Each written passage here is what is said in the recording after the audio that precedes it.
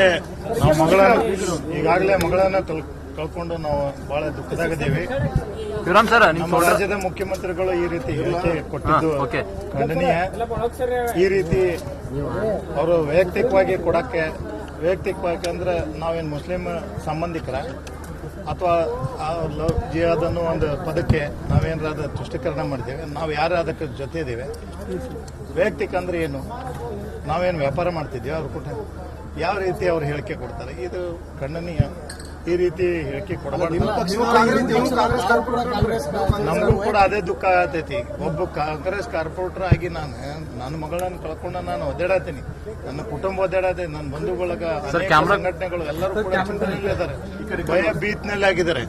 ಅಂತ ಒಂದು ವಾತಾವರಣದಾಗ ಈ ರೀತಿ ರಾಜ್ಯ ಸರ್ಕಾರದ ಹೇಳಿಕೆ ಬರೋದ್ರಿಂದ ಇಡೀ ನಮ್ಮ ಕರ್ನಾಟಕ ರಾಜ್ಯನೇ ನೋಡ್ತಾ ಇದೆ. ಈಗಾಗಲೇ ನಮ್ಮ ಸಮಾಜದ ಅಧ್ಯಕ್ಷರು ಕೂಡ ಶಮನು ಶಿವಶಂಕರಪ್ಪರು ಕೂಡ ಫೋನ್ ಮಾಡಿದ್ರು, ಯಾವುದು ಕೇಳಿದಾಗ ಭಯ ಪಡಕ್ ಹೋಗ್ಬೇಡ, ನಾನು ನಿನ್ನ ಜೊತೆಗದೇವಿ, ಪಾರ್ಟಿ ಬಗ್ಗೆ ತಲೆ ಕೆಡಿಸ್ಕೊಳಕ್ ಹೋಗ್ಬೇಡ, ನೀ ಏನಿದ್ರು ಏನ್ ಸತ್ತೈತೆ ಅದನ್ನೇ ಹೇಳ, ಯಾರು ಹೇಳಿದ್ರು ಅವ್ರಿಗೆ ಕೌಂಟರ್ ಕೊಡು ಅಂತ ಹೇಳಿದ್ದಾರೆ.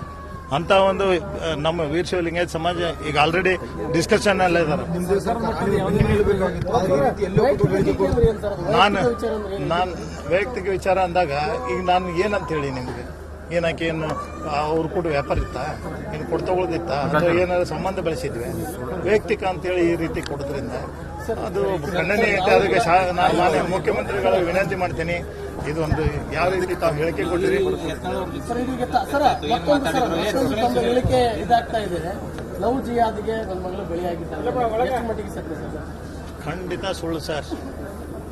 ಯಾವ ಕಾರಣಕ್ಕೂ ಆ ರೀತಿ ಇಲ್ಲ. ಇವರೆಲ್ಲ ಅದನ್ನು ಕ್ರಿಯೇಟ್ ಮಾಡ್ತಾ ಇದ್ದಾರೆ.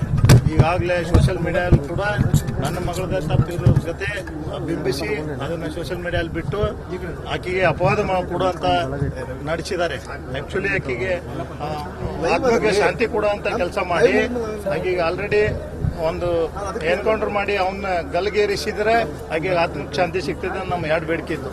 ಅಂತದ್ರಾಗಿಂತ ಹೇಳಿಕೆ ಕೊಟ್ರೆ ನನಗೇನು ಅನಿಸ್ತೈತಿ, ಇವರು ಈ ರೀತಿ ಹೇಳಿಕೆ ಕೊಡೋದ್ರಿಂದ ಆಕೆನ ಆತ್ಮಕ್ಕೆ ಶಾಂತಿ ಕೊಡುವಂತ ಕೆಲಸ ಮಾಡ್ತಾ ಇಲ್ಲ. ಈಗಾಗಲೇ ಅನೇಕ ಮುಖಂಡರು ನಮ್ಮ ಬಿಜೆಪಿ MLA ಗಳು ಕೂಡ ಬಂದಿದ್ರು, ಯತ್ನಾಳ್ ಸಾಹೇಬರು ಬಂದಿದ್ರು, ಮಹೇಶ್ ತೆಂಗಿನಕಾಯಿ ಅವರು ಕೂಡ ಬಂದರು. ಈ ರೀತಿ ನಮ್ಮ ಆಗಬಾರ್ದು, ಈ ರೀತಿ ಘಟನೆ ಆಗಬಾರ್ದು, ತಾವೆಲ್ಲ ಎಚ್ಚರ ವಹಿಸೋಗೋಸ್ಕರ ನಾವೆಲ್ಲ ನಿಮ್ಮ ಜೊತೆಗೆ ಅದೇವಿ. ಅದಕ್ಕೆ ದಯಮಾಡಿ ಯಾವುದೋ ಆ ರೀತಿ ಇವಾಗೇನು ಅವರು ರಾಜಕೀಯ ಮಾಡಿಲ್ಲ. ನಮಗೆ ಸಂತಾನ ಹೇಳಕ್ ಬಂದಿದ್ರು, ನಮ್ಮ ಮನೆಯಾಗೂ ಕೂಡ ಅದಕ್ಕೂ ಬರ್ಸುವಂತ ಶಕ್ತಿ ತುಂಬಿ ಹೋದಕ್ಕಾರ. ಆ ರೀತಿ ಯಾವುದೇ ರೀತಿಯಿಂದ ಪಾರ್ಟಿವಾಗಿ ಅವ್ರೇನು ರಾಜಕಾರಣಿ ಮಾಡಕ್ ಬಂದಿಲ್ಲ. ಅವ್ರ ಮನೆಗೆ ಸಂತಾನ ಹೇಳಕ್ ಬಿಜಾಪುರದಿಂದ ಬಂದ ಹೇಳಕ್